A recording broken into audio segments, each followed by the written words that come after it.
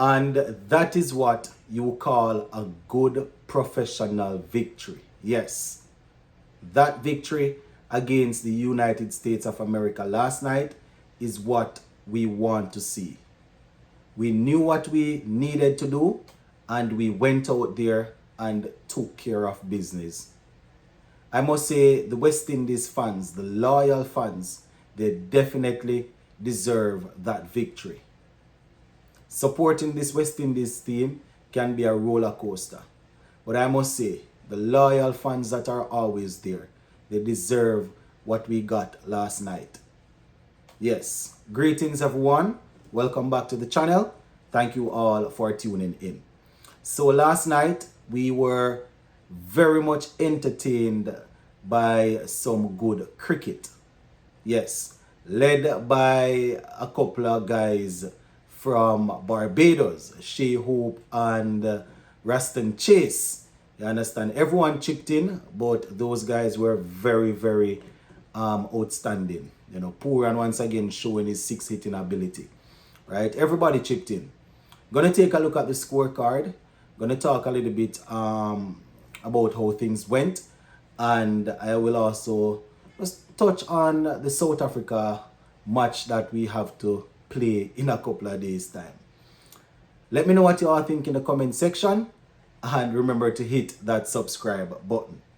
So the West Indies went up against the United States of America last night, and we were able to bowl them out for 128 in 19.5 overs. It was Captain Ravman Powell that won the toss, and he decided that he would have a field first because of the weather. Turned out to be a very good decision. We bowled them out for 128, as I said just now, and we needed only 10.5 overs to get those runs. Now, let me just go through the bowling card here for the West Indies. So 128. And bowling for us, Raston Chase, he was immaculate. He was unplayable. Yes, Raston Chase once again showing exactly why the coach and the captain, along with the selector or the selectors, why they have faith in him. Right? He went out there. He was not only taking wickets, he wasn't leaking runs. Right? So he was creating pressure while taking wickets. Right? I mean, taking wickets create pressure, but you know, when he wasn't picking up the wickets, he was keeping it tight. So he was pretty good. Now, on that bowling card there for West Indies, Raston Chase, as I said earlier, who was the man of the match, once again taking a very good catch. Chase 4 overs, 19 runs, 3 wickets. So 3 for 19 from his 4 overs. Economical and taking wickets. Goody Kishmoti, very economical also. 3 overs, 14 runs, 1 wicket. Alzari Joseph, 4 overs, 31 runs, 2 wickets. Obed McCoy, he only bowled 2 overs. 2 overs, 20 runs. Andre Russell, 3.5 overs, 31 runs, 3 wickets. Akil Hussain, 3 overs, 13 runs. Economical. Now, Obed McCoy bowled 2 overs for 20 runs. His first over went for some runs. I think it was about 12 or so. Now, it worked out last night that we didn't need him to finish things off because Russell, he had already picked up 2 wickets and had 1 over remaining. So, you know, he bowled the final over. But, you know, I want to make sure that Obed McCoy, if he's in the team, you know, we want to see him bowling. I'm not going to complain that he didn't bowl all 4 overs because the aim is to win. And whichever way you mix the bowlers and mix it up to make sure that the team win, that is what you want. You understand? I'm just saying that if he's in the team and he's not batting, you know, want to make sure that when the time comes, because believe it or not, once he's in the team, the time will come. I want to know that when the time comes, he's sharp and ready.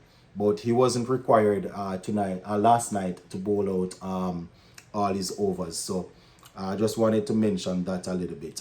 Now, batting for the USA team in that 128, Gus, he made 29. He was supported by Kumar, who made 20. We saw, we also saw a couple of guys getting some starts, but they were unable to really carry on.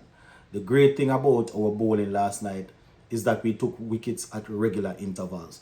So it wasn't like we took a wicket here, then a big partnership, then we took a wicket, then big partnership.